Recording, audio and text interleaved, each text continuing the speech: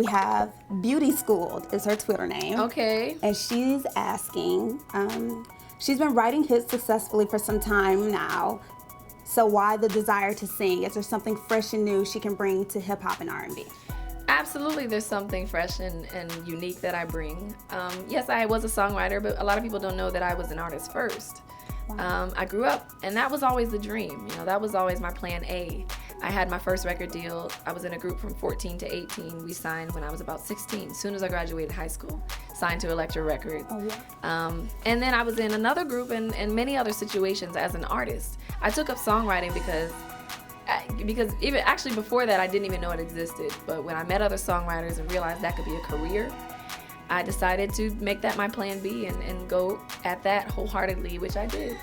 And I never would have guessed, that it would bring me back to my plan A. But absolutely, I bring something new and fresh. I mean, the confidence is something that I really want to instill in young girls. The fact that it's okay to be yourself and you can feel comfortable in your own skin and not feel the need to impress the next person, because that's when you do things you wouldn't normally do. Right. That's when you do things out of your character just to fit a mold.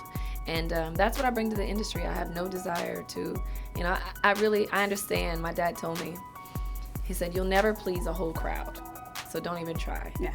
He said, you live for the crowd, you'll always be let down. So are you living for the crowd or you're living for yourself? I said, well, you know what? I'm all I got.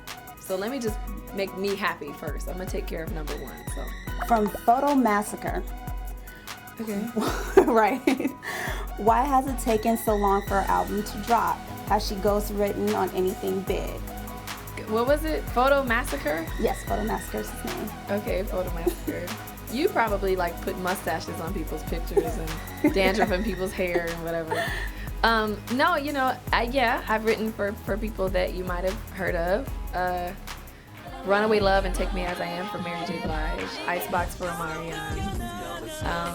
Give Me More for Britney Spears. And Usher, Sierra, Chris Brown, Diddy, Danny Kane, Pussycat Dolls, Timbaland. It goes on and on and on. So yeah, I've written for quite a few major artists, but it is my turn. Definitely. Did I miss another part of your question? Just why has it taken so why has long? it taken my project? Okay, that was a double. Yeah. That had nothing to do with the other. Okay. They did delay my project because they didn't feel that it was the right time. You want to make sure when you're putting out an album that the awareness is there. Mm-hmm. And although Energy had its success, the awareness isn't where it is now, and so no better time than to put it out. Than to put out an album than right now. So the power of hindsight. But people look at that. People look at delayed release dates as a bad thing. And I guess it could be if they decide to delay it and then never release it. But the fact that they, push it back means that they care enough to not just throw it out there.